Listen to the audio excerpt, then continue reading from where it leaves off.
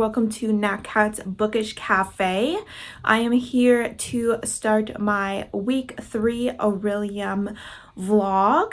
If you want to see my first 2 vlogs, I will go ahead and link them both down below. So make sure you go ahead and check those out to see how my first 2 weeks of this readathon went. So far, I've been doing relatively well. I'm about halfway through all of my prompts that I need to get through for this. So I figured I'd just pop in here real quick and let you know what I'm currently working on and what I'm hoping to accomplish this week. All right, to start out with the books I'm currently working on, if you have watched the first 2 vlogs, you're probably like, tired of me mentioning these. I'm sorry. These are the 3 books that I have slowly but steadily been making my way through this month. The goal for this week is to go ahead and finish this short story collection. I only have 4 short stories left to go. I'm hoping to get through 2 of them today. I already read the first few pages of one of them while I was having breakfast. But yeah, this book is for my inscriptions class, which was to read a book from my highest shelf, which is over there. I have been enjoying this book so far, so hopefully the last 4 stories are a hit as well. This one doesn't have to do with Orilium, but I am kind of hopeful that I will finish it this week. I keep putting it off just because I really don't like poetry. That's why it's a punishment prompt, but after reading this, I'm wondering if I should take it off even as a punishment prompt, because I really don't get anything out of poetry, so it's kind of a waste of time for me to read it. But I'm gonna still continue with this because it has cute pictures in it. And then of course the final book is my nonfiction book. This was for animal studies, heads or tails. I flipped a coin, got heads, and that means I have to read a nonfiction book. I have been making semi-steady progress in this. Last week I don't think I read anything from it, but if I get my 2 stories done in my short story collection today, I'm hoping to read the next chapter in this. My only goal so far this month is to get to the halfway point. I know that this readathon is technically just in this month, but I always give myself 2 months just because, one, I'm not always the fastest reader, but I also decided to take on 2 careers, so I have additional prompts that I wouldn't have if I was only doing 1 career.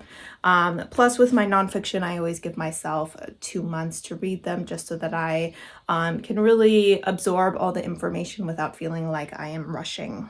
As for the reads that I will be starting this week, I am hoping to start and finish Wolf Gone Wild. This is for my shape-shifting course. I needed to have the word wolf in the title or the author's name or a image of a wolf. This has both the word and images. This is a fantasy romance story in which we are following a wolf that is unable to shift. And he can still hear the voice of his wolf in his head, which is supposed to be a good source of humor in the story. And I believe they fall for a witch. So I'm very excited to get into this. I've heard some good things, and I'm hoping since it's a romance that it'll go relatively quickly. If all goes to plan and I finish Wolf Gone Wild, I will be getting into one of the chunkiest books on my TBR. I don't have high hopes of starting and finishing it this month because that is The Sword of Kagon by M.L. Wang. This is a punishment prompt for my TBR to read a tome book over 500 pages. This is about 600 pages long. And for the Orilium prompt, this would be restoration. I closed my eyes and pointed. What I actually did is I used a random number generator because of the books that I selected. They were all different shapes and sizes. It would have been too easy for me to be like, I'm not choosing this one.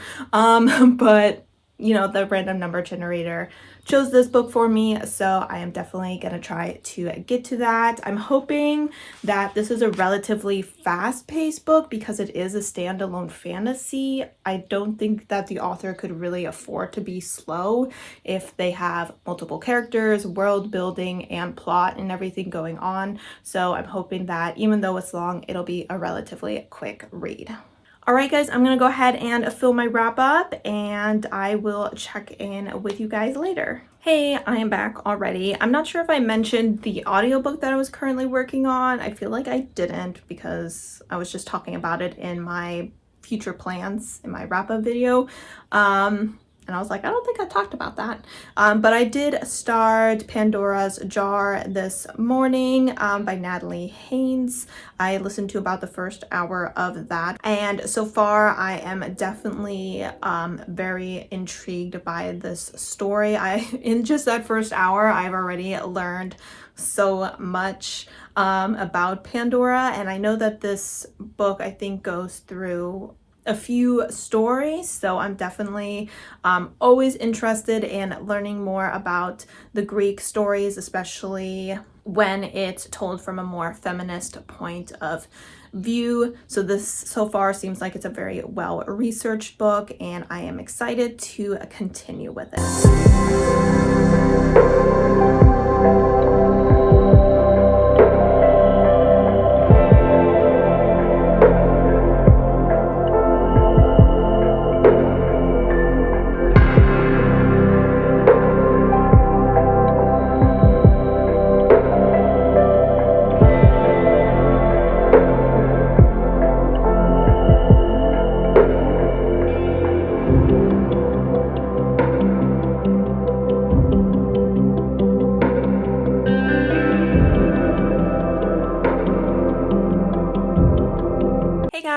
So it is a little bit after 9 on Sunday, or not Sunday, oh my gosh, it's still Saturday, thank God.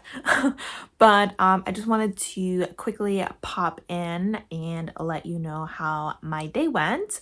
Reading wise, it was not it. I was not in the mood for reading today. It happens, you know, sometimes you get into a little mini slump. At least I'm hoping this is a mini slump and not the beginning of a big slump. I did trudge my way through one short story in here. I know that I was hoping to read 2 of them, but unfortunately this one, it was called Indian Country, did not work for me. I gave it 2 stars. We are following a man who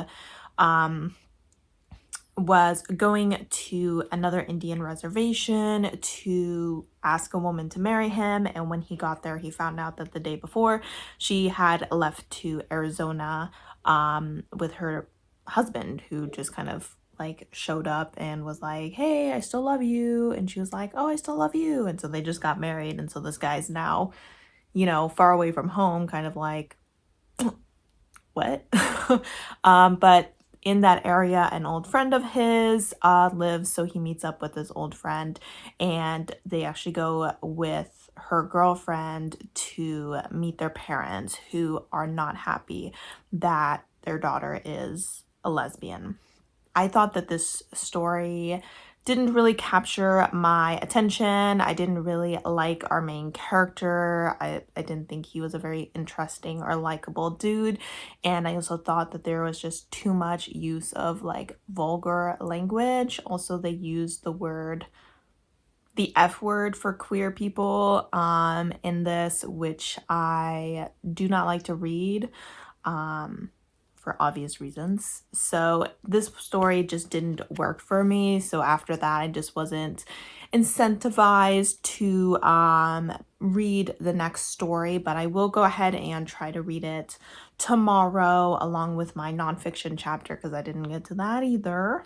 However, I did read the next chapter, or listen to the next chapter in Pandora's Jar while I was driving, and I don't remember the name of the woman that we were reading about, but I didn't remember the name of any of the men in the book either. But pretty much this took place in Thebes, and it's that story where that woman finds out that she's like married to and sleeping with her son kind of situation, which like drama, that would be super awkward. And so she was just kind of talking through like the different versions of this woman that were presented throughout different versions of the story, and also diving deeper into, you know, her feelings towards certain situations and whatnot. So I didn't like this one as much as Pandora's Jar, but that might have also been because I'm not as familiar with the story. So there was a lot of names in the story where I was like, I don't know who that is. And also while she was kind of like summarizing the story, it was just so confusing. It was like this guy was married to this guy, and then they had a son, but they sent him away, who was adopted by this guy, and he went to see this oracle, and then this guy killed this guy, but he said he didn't kill this guy because this guy must have killed him. And I was like, what? You know, and it's all these weird Greek names and stuff. So it was just a little bit hard for me to like fully grasp the story. But still, you know, I learned something, and it's always interesting to dive a little bit deeper into these Greek stories. And I like that she talks a little bit about like all the different versions of these characters, and not just like how they're presented in literature, but also how they're presented in paintings, and their pottery artwork and stuff like that. So that is a lot of fun to listen to. So I will definitely continue to make progress on that. Hopefully tomorrow is a more productive day. I think my brain was wanting to be productive today, but it was also like set on there being nice weather. Yesterday the weather was gorgeous, and so I was kind of like, oh, I can go downtown and go through the stores and enjoy the weather. And then it was like cold and rainy, and so I think my brain just needed today to like reset and be like, yeah, no, spring in Washington is not 100% here yet. So hopefully tomorrow I'll be totally fine with the cold, dreary weather and just staying home, doing some chores, and getting a lot more reading done. But I will go ahead and check in with you guys tomorrow. Step 1, wake up early, gonna rise with the sun. Step 2, get some good, some food in you. Step 3, think real hard about what you wanna be. Step 4, fuck everybody, just do your thing. Wake up, today's gonna be a good day. Wake up, today's gonna be a good day. Wake up, today's gonna be a good day. Wake up, today's gonna be a good day. Wake up, today's gonna be a good day. Wake up, today's gonna be a good day. Wake up, today's gonna be a good day. Wake up. All right, guys, so it is around 4:30 on Sunday, and I have a few reading updates to make. So the first is that I did read another short story, Out of the Toughest Indian in the World. This one was called Saint Junior. And I believe I gave this one 3.5 stars. I definitely enjoyed this one a lot more than the one before. This one explored kind of like the relationship between a indigenous man and his wife. His name was Roman, hers was Grace, and both of them scored incredibly high on the CAT exam, which is like what you take to get into college. And they ended up at this relatively prestigious college together, and they got married and traveled around the world for a few years because he was a basketball player, and then eventually ended up back on the reservation where they live. I'm not sure what he does. I think he coaches, and she's a fourth grade teacher. So I really enjoyed their relationship. I thought it was a very healthy relationship. They themselves said that they worked very hard on their relationship and made sure that they respected each other, and that they made sure that they provided comfort to one another and did things that the other person found beneficial. Like, he would say that he would pee sitting down so that he wouldn't make a mess of the toilet. He would make sure to do dishes at least 3 times a week, and that he would vacuum the house and things, and just little things around that. Unfortunately, you know, you would like to think that a man would just know to do these things, but they don't. At least a lot of them don't. So he worked very hard to make sure that her life was good, and she also worked very hard to make sure that his dreams were fulfilled as well. So I liked both the balance of learning about their relationship as well as kind of their experience with this test that is definitely culturally biased. They would say it's definitely the kind of test that benefits a specific group of people, white people, specifically probably middle class, high class white people, as well as a little bit of their experience at the college, but not too much, more just kind of what led up to them being at the college and then after college. So once again, really enjoyed the writing as well as the discussions. So glad that this short story collection isn't having a plane crash of an ending when it comes to ratings. So after that, I went ahead and read the next chapter in Evicted. This one I think was called Rat Hole. Yeah. And this just kind of focused a lot on how uninhabitable some of these spaces were. This one focused specifically on Doreen, and she lives with her like 8 people. I think there's like a total of 8 people. I think there was 3 adults and 5 children that were living in this like probably what's considered a 2-person apartment, and just how, because people fall behind on rent, their landlords are able to withhold repairs of their apartment because the people can't withhold their rent because they already behind on rent, so they would get evicted, and they also can't afford to call in an inspector because the inspector would find the place uninhabitable and would also evict them. So they're kind of like in this catch-22 kind of situation, where they're kind of stuck living in these really humiliating and sometimes even dangerous situations, but in their eyes, and in most people's eyes, living in a rat hole is better than having no shelter whatsoever. So it was definitely very alarming to read. Another part of this chapter that I found very interesting is they talked a little bit about how evictions disrupt the public peace, because there are certain areas where it's not like just the police or the police at all that keep the peace. It's the neighbors that are keeping an eye on the other kids or keeping an eye on the neighbors. You know, there's usually that mother hen of the neighborhood that is just keeping everybody in line. But when such a person gets evicted, it definitely causes chaos within that neighborhood. And then those people get evicted into lesser neighborhoods where they don't want to invest any time or energy because they're just like, I'm not going to stay here. I'm going to be out of here.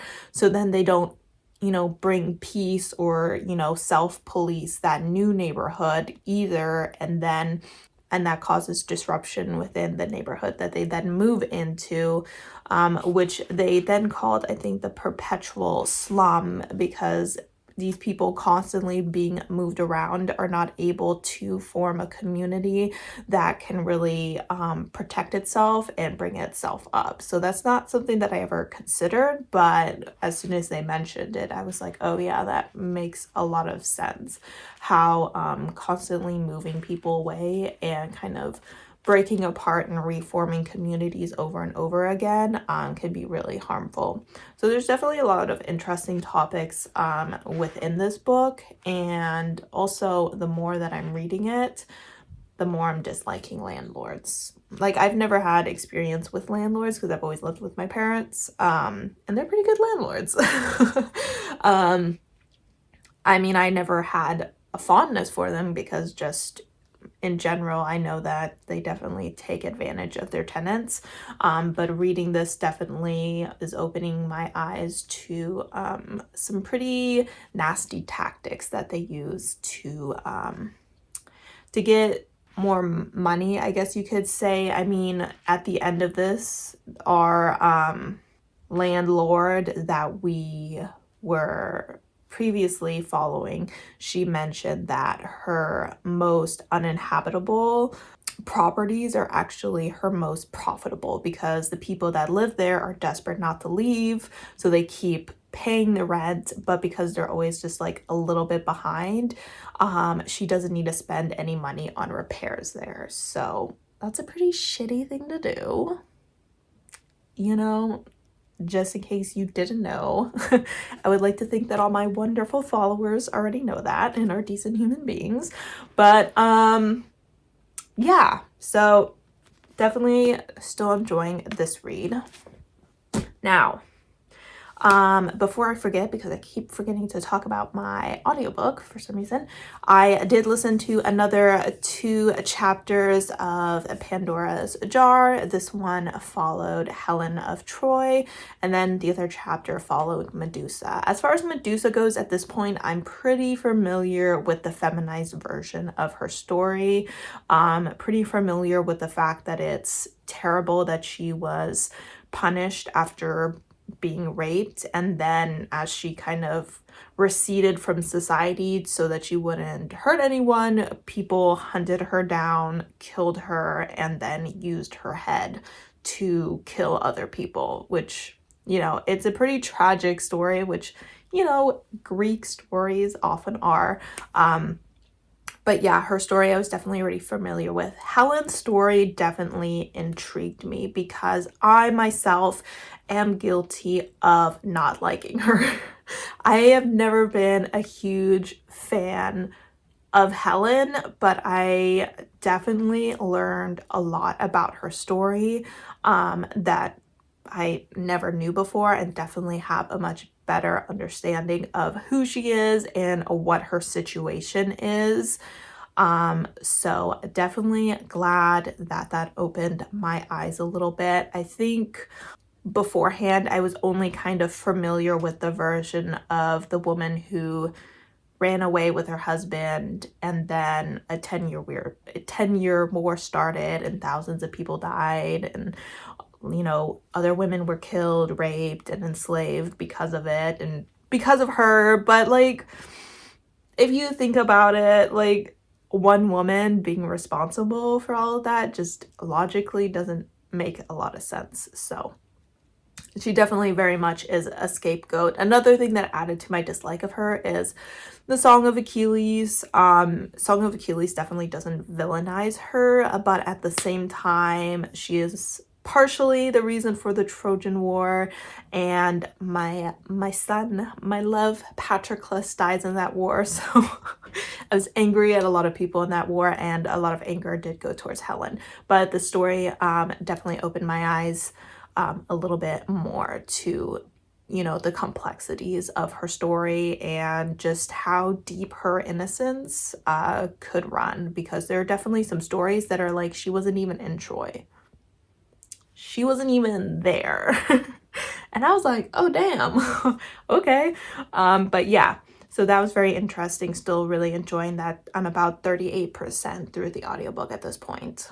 And on to my next read, what I'm going to be starting next. Now, I had mentioned that I was going to read Wolf Gone Wild and then jump into Sword of Kaigon. Now, we're going to flip that around.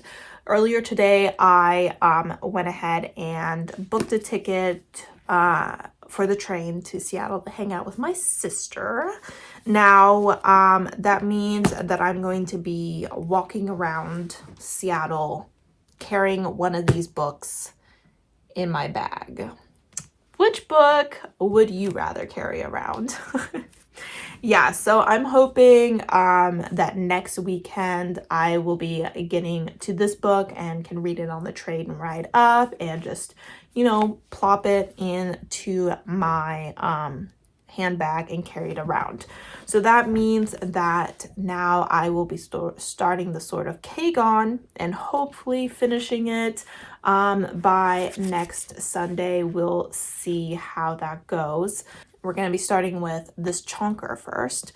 So this story follows, I think we're probably following two main characters. I don't know if we have any other points of view throughout the story, but we have a son and a mother. The son's point of view is that he has grown up in this pretty powerful kingdom that I think is also relatively locked away from the rest of the world, and they can have elemental powers, I believe. I think some people say this has like Avatar Airbender vibes to it.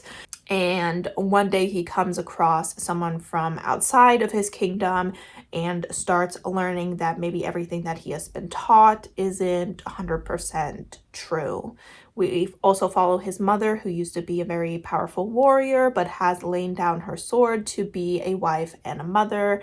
But as invasion approaches and her son is asking all these questions, it seems that it is time for her to pick up her sword again. So I hear that we have a great, strong female lead in the story, and we always love to see that. So I am very excited to jump into this. I'm a little scared. It has been a hot second since I read a tome, so I'm hoping that I don't get too burned out by this story. Of course, if I find myself flagging a little and that I need to just step away from it, I'll probably just, read another short story or another chapter of my nonfiction book. But I am hoping to go ahead and finish this by next weekend, which means that this week this is primarily the story that you'll see me talking about in this vlog. For now, however, I'm not going to jump right into that. I'm going to jump into some editing for my mid-month wrap up, and then I will do dinner. But I probably won't check in with you again tonight because I don't foresee myself doing enough reading where I'll have any initial thoughts or anything. So I will probably check in with you tomorrow on my first thoughts. I'm still in love with my ex and it's just my luck. Wish I didn't care so much, cause me and her don't make sense and it fucks me up. I'm still in love but love sucks. Before you and I, what was hers was mine. And I'm sorry, I swear I thought that my heart was ready, but I can't keep her off my mind. And I'm not alright. I had a thought when I was faded. Why they call it love when you hate it? I'm still in love with my ex and it's just my luck. Wish I didn't care so much, cause me and her don't make sense and it bugs me up. I'm still in love but love sucks. Love sucks. Love sucks. Let me lay you in inside my bed, cause I don't really have the heart to say. Take a look in there, tell me if it's anything you wanna fuck with. Probably not, honestly you'll never take a place. When I look at you I see your face. Yeah, 6 a.m. we're taking shots in the morning up on the counter. Like oh my god, had a thought when I was faded. Why they call it love when you hate it? I'm still in love with my ex and it's just my luck. Wish I didn't care so much, cause me and her don't make sense and it bugs me up. I'm still in love but love sucks. Hey guys, so it is Monday evening and I have gotten to page 55 of the Sword of Kagon. I ended up not starting this yesterday because I was very tired, so I just ended up listening to the audiobook. I am now 49% through that. The chapter I listened to was the one on the Amazons. Those are the women that we often assume were the ones that like cut one of their breasts off so that they can shoot arrows better. So it's interesting learning a bit more about them, because I have to admit, even in my experience with the few Greek retellings that I've read, they never made much of an appearance. So that was an enjoyable chapter as well. As far as this, I started it this morning. I was kind of like, maybe I can get to page 100. But then I ended up doing chores during my lunch break, and then finishing editing my wrap up. So only 55 pages, but not too bad. I would say that this is actually a relatively quick read. I definitely don't feel like it's dragging. In this book, we are following Misaki, and this is the older woman that we are following. I think she's maybe like in her mid-late 30s at this point. And then her son, Matsuda, I'm still kind of getting used to their names in this book. And they live on a peninsula known as the Sword of Kagon. I believe that their people held control of the majority of this land at some point, but there was a big war where a rebel faction, as well as a lot of peasants, kind of rose up to fight against them, and they lost about half of their territory. At the beginning of this book, we are following Matsuda as he is at his school. He is 14 years old, and he is attending a very prestigious school where they learn to use their elemental magic, as well as just, like history classes and the usual school stuff. While he is there, he meets an exchange student who is actually coming from another part of the country. The student has moved around quite a lot because of his father's job, and the two boys get to talking after the history class, because this boy is like, hey, I just want to make sure that you guys know that like everything the teacher told you is propaganda. And of course our character is like, what are you talking about? We are a nation of warriors, and we're getting stronger so that we can defend our borders. And this village is very old-fashioned. They live very much in the old ways of the warrior, while the rest of the world has moved on a degree. I was very surprised that there is some technological advancement in the society. I actually looked it up, and this is a fantasy sci-fi story. So the young boy was like, hey, no offense, but the rest of the world has kind of moved on, and your emperor is lying to you so that you guys don't abandon this empire, because this empire has become a lot weaker and your enemy empire has become a lot stronger. And this young exchange student isn't the only one who's saying that, because Misaki also agrees with this opinion. She and her son have not discussed this yet. I haven't gotten that far. But she was talking to her friends and explaining how this enemy nation was already a lot stronger when she went to school there 15 years ago. So she was kind of raising concerns about the fact that if they were already doing things that were making it possible for them to potentially take over Kagon 15 years ago, where they would be now. And this conversation was kind of brought up because one of her friends, who used to be a fisherman, or the daughter of a fisherman, her mother had stated that she could smell the enemy approaching from across the ocean, which no one was really taking serious, but Masaki has always been kind of nervous about the potential of this happening, so she's taking that situation a little bit more serious than everyone else. So at this point, we are following a young boy who everything that he grew up learning and believing has kind of just suddenly, in the span of like one conversation, been turned completely on its head. And we're also following his mother, who has always kind of had these concerns, and it seems like those concerns are kind of becoming rather valid now that there may be the potential of war on the horizon, especially since she has spent time outside of the empire, which very few people have. Like, even the history teacher has like never been out of the empire and able to really verify any of the information that he's teaching. I think that Masaki and her son are going to have some very interesting conversations coming up in these next few chapters.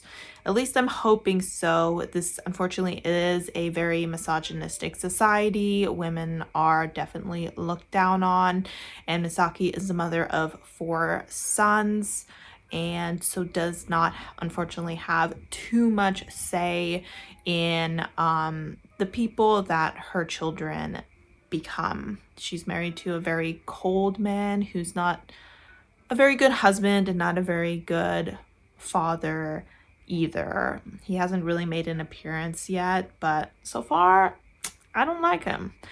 On the other hand, Masuki and Matsuda, I do really enjoy both of them. Matsuda is very passionate about being a great warrior. He is part of a family that is one of the most honored families in the empire, and he very much wants to bring honor to his family by increasing his strength and his talents. But he is also someone who struggles a bit with his emotions. He kind of lets his pride and his anger take over, which could get him in trouble sometimes, and I'm sure will continue to get him in trouble throughout the story. I'm enjoying the writing. It has a good flow to it. There was definitely some info dumping that occurred at the one point, so that was a little bit of a trudge, but luckily that was only like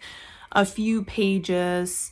And yeah, so far I definitely see why people like this book so much, and it's definitely one of those books that you can get immersed in really quickly. It's not one of those books where you're like, okay, you just have to get through the first 100 pages. No, I was definitely hooked from page 1. So I'm gonna go ahead and keep reading, and I will go ahead and check in with you guys tomorrow.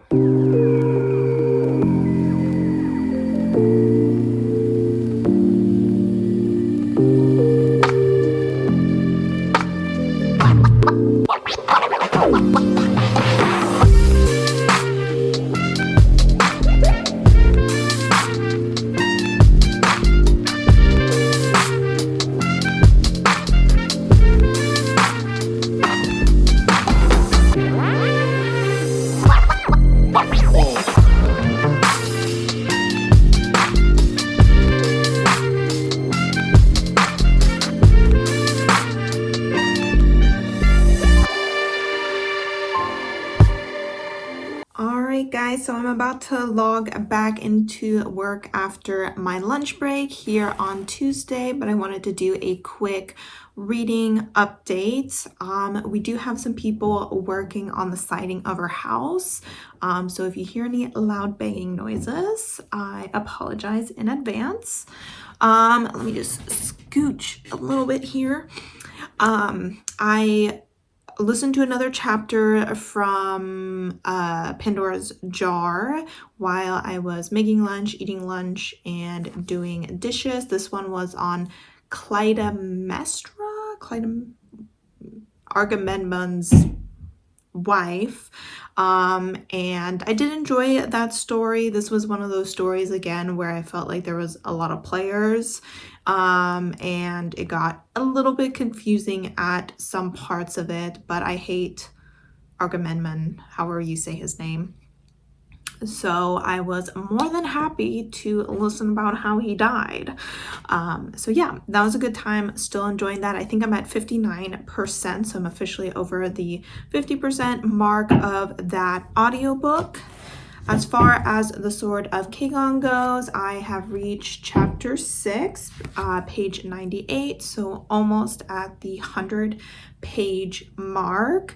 I feel like at this point we are kind of getting a lot of history of this land. Like the author is finding different ways to present that to us. First, we had kind of the history teacher was telling us about the war, and now we also came across a grandmother from one of the other villages where our young man, his friend, ended up. And she told the story of how the whisper blade was made. I think that was that special weapon that I couldn't remember the name of. The whisper blade is supposed to be made of ice, and it's so well made that it is able to cut through metal, which is supposed to be scientifically impossible, but this is something that our young boy, I always forget his name, Matsuda's family is supposed to be able to do, and this is something he's trying to train to do, but is struggling a little bit with doing so. So I am enjoying the way that the author is kind of presenting the history of this empire to us. Now it is kind of explained that this history isn't the most reliable. It kind of depends on who you're talking to, and our young character has come across some additional evidence that maybe what he has been learning isn't quite true. So it's definitely has a little bit of a mystery aspect to it, not like, you know, trying to solve a crime or anything, but still where you're very curious to see what the true history of this empire is, because it seems like it was a lot more complex, if not a lot more bloody than a lot of people originally thought. So I'm still enjoying the writing style. It's very easy for me to kind of get lost in the story, and has a good flow to it as well. This last chapter ended on kind of a teaser that maybe we would start learning more about his mother's past, because they were talking about the special type of glass that one of the other empires is able to make that is incredibly strong, and that there's only about 100 blades out in the entire world that are made from this, and our young character is obviously like, ooh, that'd be kind of cool to like see one of those. And then it like ends with like he doesn't know how close he is to one because his mother does not speak of her past. So clearly we are getting more and more tips towards the fact that this woman was an incredibly powerful fighter. So I am very excited to learn more about her, and it does look like the next chapter is going to return to her. We've been away from her for a little while, so I'm definitely excited to learn more about her past and hear more about her point of view, or to read more from her point of view. I don't know if I'll check in with you guys today. I am planning on going to the gym today. I haven't been going very often because I have a bit of an arm injury. I thought it was doing better, but then yesterday my shoulder started acting up again. But I am gonna go and try and do some legs and core today so I don't lose all the progress that I've been making over these past few months. But that also of course means that I might have some less time to read. So I'll either check in with you later tonight if I happen to read another 50 pages. Otherwise I will probably check in with you tomorrow. Step 1, wake up early, gonna rise with the sun. Step 2, get some good, some food in you. Step 3, think real hard about what you wanna be. Step 4, everybody just do your thing. Wake up, today's gonna be a good day. Wake up, today's gonna be a good day. Wake up, today's gonna be a good day. Wake up, today's gonna be a good day. Wake up, today's gonna be a good day. Wake up, today's gonna be a good day. Wake up, today's gonna be a good day. up, today's gonna be a good. Alright, so it is Tuesday evening and I have technically finished another 50 pages since I think I last checked in with you on page 90 something, and I'm now on page 140. So I've read another chapter in the Sword of Kagon. This chapter followed Mizaki, I always want to call her Mizaki, as she is a 14-year-old girl in, what is the name of this province? Let's look. Caritha. I believe that's the one. They mentioned a whole bunch of different ones, but I think Caritha is the one that she is in, and she is going to school there. And this land is very different from her land. As I mentioned, the sort of Kaigon or the Kaigon Empire is a lot more traditional than the surrounding empires, and that includes their treatment of women. She is still expected to marry a man when she is done with school, but she, unlike a lot of women in her empire, has the option of actually going to school and was actually trained by her father on the sword, which is pretty rare because women do not fight in Kaigen. Obviously, this is a bit unusual for the people in the other kingdom. They kind of like, when she says that she was raised to be a housewife, they're kind of like, really? You know, they kind of act the way that we would act to someone who was told that their only opportunity was to be a housewife. Obviously, being a housewife, there's nothing wrong with that, but if that is your only option, then in modern day America or the world, we would look down on that a little bit. This chapter kind of expands the world a little bit, because in Kaigen, they don't think very much of the other surrounding countries. It seems it just hasn't been brought up a lot. They focus very much on their empire and its well-being. Many of the people in Kaigen have never even left the empire, so they know very little about these other places. So this chapter really opened our eyes to these other places. It also touched a bit on racism in this chapter. I have to admit, I don't know what race people are. I mean, I was thinking they were kind of like East Asian inspired, but there's definitely white people in here, because they were at some point they were the enslaved race that is still suffering from the impacts of being enslaved and still looked down upon. And then it also appears that there seems to be Black people within this community as well. So it seems to be a pretty good mix of races going on.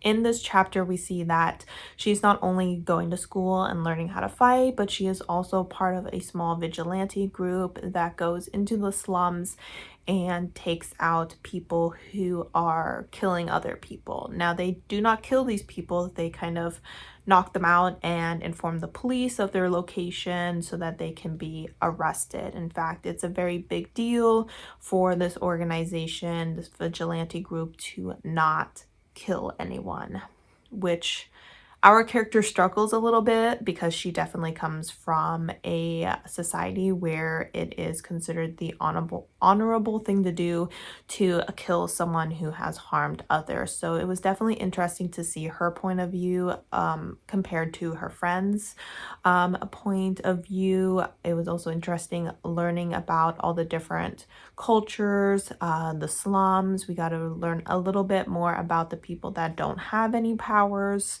I have to admit, it is a little bit overwhelming, just all the different names that they have for people based on where they come from, and then based off their abilities, or if they have abilities or if they don't have abilities.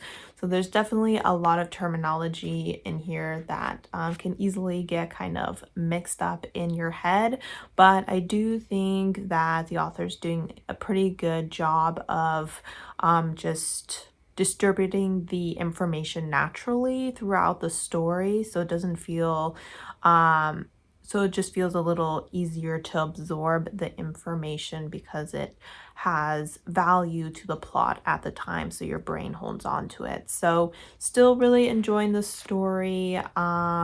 We seem to be at the point where she is now starting to learn how to use a sword. So I'm very excited to watch that journey occur, because it seems like in present day she was definitely a pretty renowned swords user. Is that what you call it? A sword user? A sword wielder, I guess you should say. I did also listen to another chapter of Pandora's Jar. This one was on Clytemnestra. Or is that the one I read earlier today? No, I think I listened to another one and I can't remember the name of this lady. I thought it was still a good chapter. In this one, we follow the woman who, her husband, after she dies, goes to hell and asks Hades and Persephone to have her back, and they say that he can, as long as he doesn't look back at her until they're out of hell, and then he looks back and she turns into like a pillar of salt. So I did like this chapter. It had some funny moments in it, especially because the author pointed out that we never asked this woman about her opinion, if she even wanted to go back to her husband. So there was some funny interpretations of that story where it was clear that she was more than happy to hang out in the afterlife, so she didn't have to hang out with that dude anymore. So still having a great time with that. I'll check in with you guys most likely at some point tomorrow. All right, so it is Wednesday morning. I'm gonna head to or log into work in about 5 minutes. I'm gonna make this pretty quick. I've only read like another 20 pages since I last checked, or yeah, I'm at 166, so closer to 30 pages since I last checked in with you. But this last chapter dived a little bit into Mazaki, why do I keep calling her Mizuki? Mazaki's past as she moved into her husband's home and everything. And it definitely has some trigger warnings for miscarriage. At the beginning of the book, we do know that she has, I think, 2 miscarriages between Suda and his 3 younger brothers, and the treatment that she receives because of those miscarriages, specifically at the hands of her stepfather, is that what they're called? No, father-in-law, not stepfather. Her father-in-law is horrendous. I'm so glad that man is dead, because like I don't want to hear any more of him in the story. Disgusting old man. And we also see the coldness of her husband and how she struggled to be a mother, because it wasn't really something that she wanted. And so when her children were born and they were very much like their father, very cold because of their ice powers, she kind of had trouble connecting to them and feeling the love and protection that she was told she should and would feel once the children were born.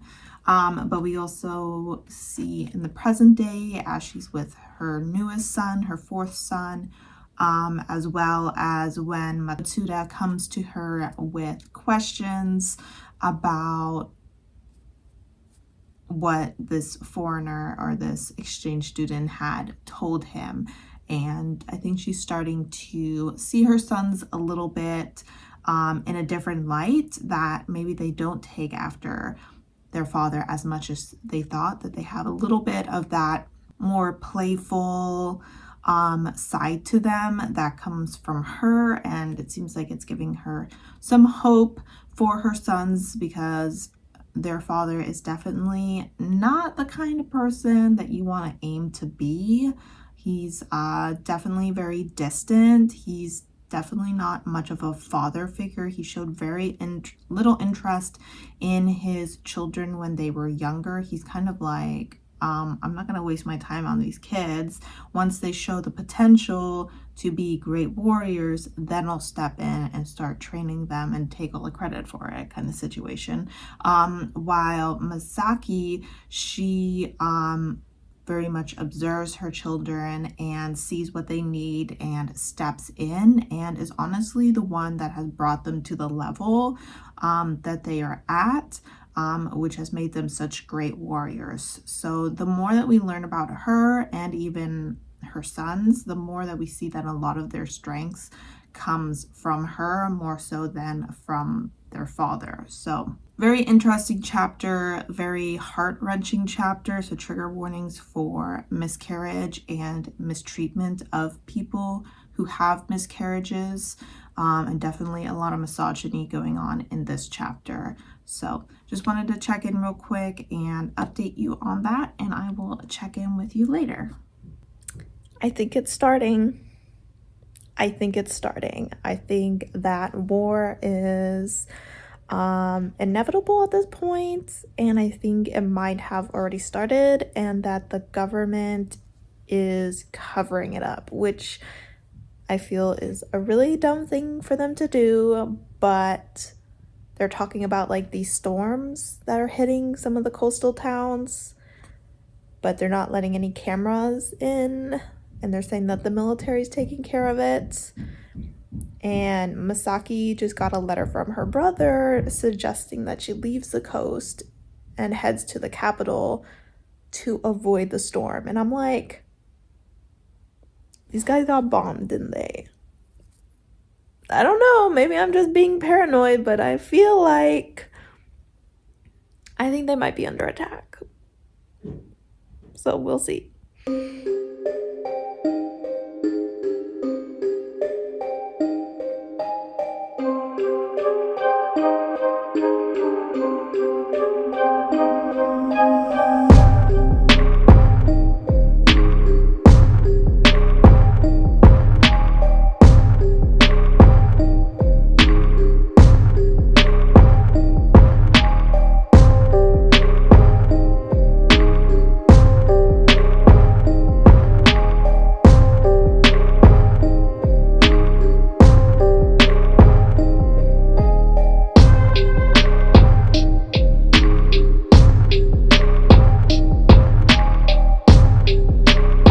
Alright guys, so a quick, or not a super quick update because I have a few things to update.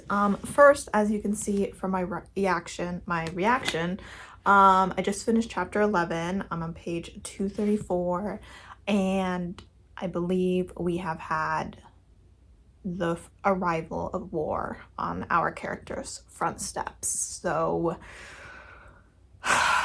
things are about to get pretty crazy, I think. This last chapter, we have been seeing Misaki kind of come out of her shell. This, obedient, demure housewife is gone. She's gone. She's dead. War is here. Her children are in danger, and the warrior woman is back. And I'm loving every second of it. This book is so good right now. I think the pacing of it has been good throughout the story, but I definitely think there's probably going to be a bit of an increase in pacing now that the stakes are through the roof. I'm really interested to see how this war plays out, because it's definitely going to be a modern day empire facing a more traditional empire, and I have the feeling that the traditional empire is just not gonna do so well. I think this book very much focuses on the idea that clinging to tradition, no matter what, can be incredibly detrimental to a society. That societies, they need to evolve, and they need to move forward with the times, especially when those around them are doing so, if they want to stay in a position where they can defend themselves, which right now it seems like the Sword of Kagon is not in a super good position to be doing that. So I'm gonna keep reading this. I'm on my lunch break. I think the next time I'll check in with you will maybe be around the halfway point, which I want to say was around like page 300-ish. So I will check in with you guys. It'll be another 70 pages or so. So I don't know if that'll be tonight, since today at work I am doing some training. I will be moving on to a new workload, which will be very exciting, but it is kind of one of those workloads where they're like, hey, everything that you've been doing since you started working here in 2018, forget it. Forget everything. We're starting from scratch.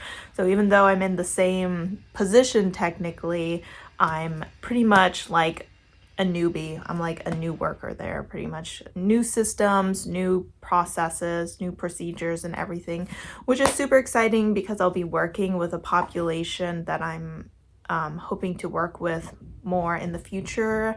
I don't know if I've mentioned it, but I do want to become a social worker at some point, and this position works specifically with people who are in the adoption agency or foster care. So that's exciting, but just means that I'll be a lot more busy at work, and there won't be those like moments where I have a break and can like maybe read a few pages. Those are probably going to become more scarce. And then later today I do want to try to go to the gym despite my body having a few injuries. My body's just not doing good when it comes to the gym right now, and it's kind of pissing me off, but we're just gonna do some light weights and maybe a little bit of cardio. But I do have a couple other updates. I did, while I was eating my lunch, finish Pandora's Jar and had a really good time with the story. I don't know if I want to rate it because technically I think it's a nonfiction story, and I usually don't rate my nonfictions. So I'm kind of on the fence if I want to rate it or not, and if I do, what I would want to rate it. I did really enjoy the experience of reading this. There was obviously some stories that I cared about more than others, but I did really like how she summarized the stories and gave us all the different versions of the women, and how those versions changed over time, especially with how people's view of women in literature changed over time. I liked how she included not just ancient literature about these women, but she also included like modern films that were adapting these stories, and she talked about art that they were presented in, you know, pottery and paintings and statues, and even like woven cloths and things like that. So I do think that it was a very comprehensive story. You could tell that she did a ton of research for this. She just sounds like a very intelligent woman, and I would definitely want to check out some more of her stuff if she has anything else out there. So it was a great time. Not sure yet if I'll rate it. If I do, it would probably honestly be like a 4.5 star rating, just because it really was something that I learned a lot from. So I'm really glad that I read that. And for the final update, I did technically read a short story last night from the short story collection. This was called Dear John Wayne. I was at a good stopping point with this and had a little bit of time to read, not quite enough to get through another chapter of high fantasy, but enough to get through 20 pages of a contemporary short story. So that's what I ended up reading. This one I think I gave 3.5 stars. This follows a white man, I believe, who goes to interview a elderly indigenous woman. I believe she's like 108 or maybe even like 118. So she's very old, and he wanted to talk to her about powwow dances. And she wanted to talk to him about the time that she was on a movie set in Arizona and had lost her virginity to John Wayne. And so it kind of follows like both the present day where she's talking to that interviewer, as well as kind of going back to her experience with John Wayne. And I thought it was just kind of like a fun, lighthearted story. I thought it had more humor than a lot of the other stories did. So I did enjoy this one. So 3.5 star rating for this. That does mean that at this point I only have one story left. Initially, when I was reading this chapter, I thought maybe I would pick this up and finish it tonight, but considering how this last chapter went, I don't know. I kind of want to keep reading this, but I still want to achieve the goal of finishing it this week. So I'll either read it tonight or sometime tomorrow before I finish off this vlog.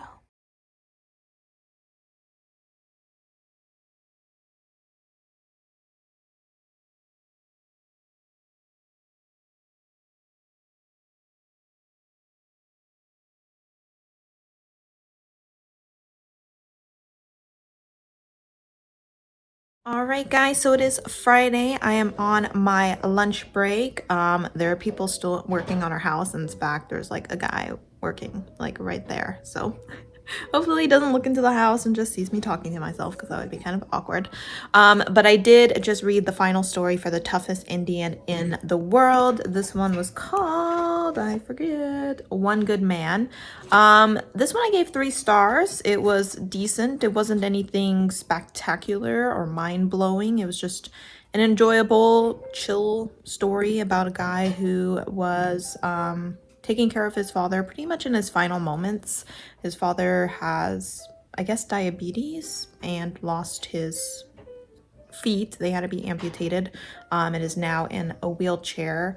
So it's just about those two, and it was a decent time. Had some humor.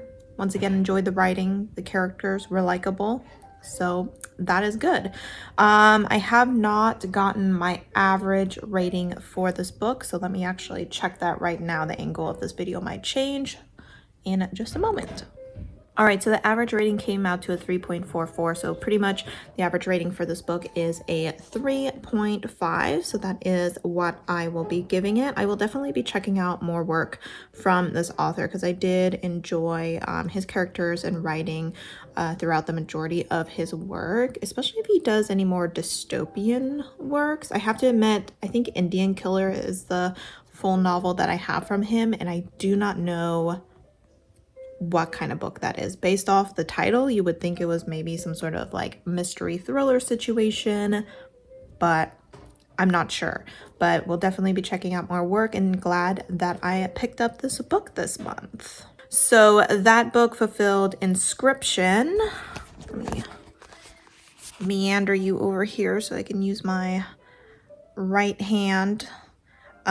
So yeah, Inscription. I still have Elemental Studies for Moonspun Magic, Restoration for the Sword of Kagon, which I'm definitely not finishing this week. And then I have Animal Studies for Evicted and Shape-Shifting for Wolf Gone Wild. I'm hoping that next week I finish the Sword of Kagon as well as Wolf Gone Wild. So hopefully I finish another 2 next week, but we will see.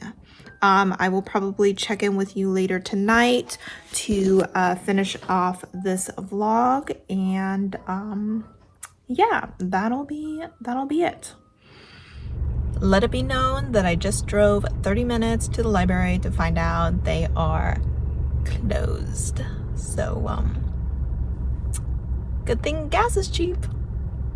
All right, guys, so it is Friday evening. I think it's around 10 o'clock, if not past 10 o'clock. Yeah, just 10:03, and I'm here to wrap up this week's vlog. So this week didn't quite go as planned, since I ended up kind of switching up the order in which I read things, but I did manage to finish Pandora's Jar as an audiobook, and then I also finished The Toughest Indian in the World. As far as updates on what I'm currently working on, I did actually start another audiobook today, which was, spoiler alert, by Olivia Dade. And I'm actually already at 27% through this book. And this is pretty much like a contemporary romance. I picked it up to kind of balance out the anxiety and brutality of the Sword of Kagon, and it is giving me exactly what we need. We have a plus-sized female love interest, and then the male love interest is actually dyslexic, and she is a geologist who does fan fiction, writes fan fiction, and also dresses up as her favorite characters for this really popular TV show that seems to be based off some sort of gods. And the male love interest is one of the main characters on that TV show. And he also secretly writes fan fiction and is actually in contact with the female main character, but she doesn't know who he is because his fan fiction kind of makes it clear that he's not really happy with the direction that the TV show is taking, especially since it's based off of a book series. And it's kind of like going off course a little bit, I guess. And one day she decides to kind of like post a picture of herself in her cosplay, which is something she has kind of avoided doing because obviously she would receive some hate comments because of her being plus sized. But she's like, you know what? I'm done being scared and insecure, and I'm gonna put myself out there.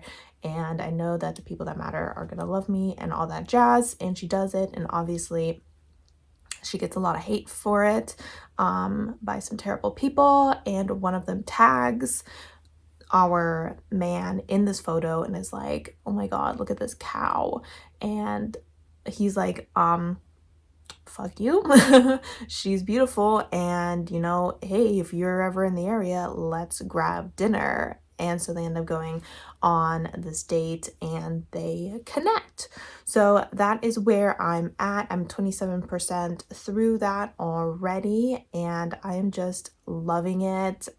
It's like one of those romances that you instantly get invested in. It just has really lifted my spirits and has had a ton of like cute moments, lots of like intense moments that give me like a lot of intense feelings as well.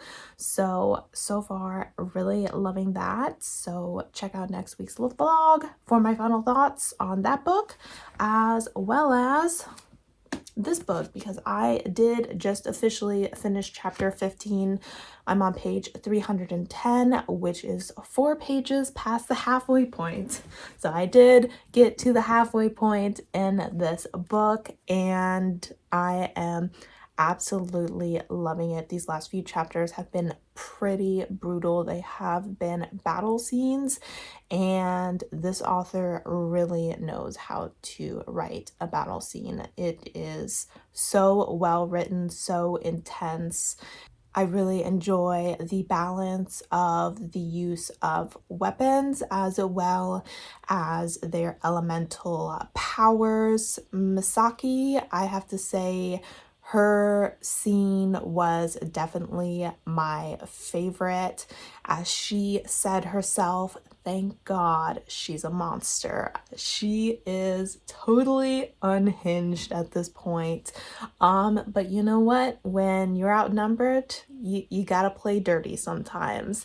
So it's really interesting to kind of see her battle style compared to like Matsuda's and his fathers and his uncles and his teachers, because they very much are considered like noble fighters and they have the strength to be able to be noble fighters.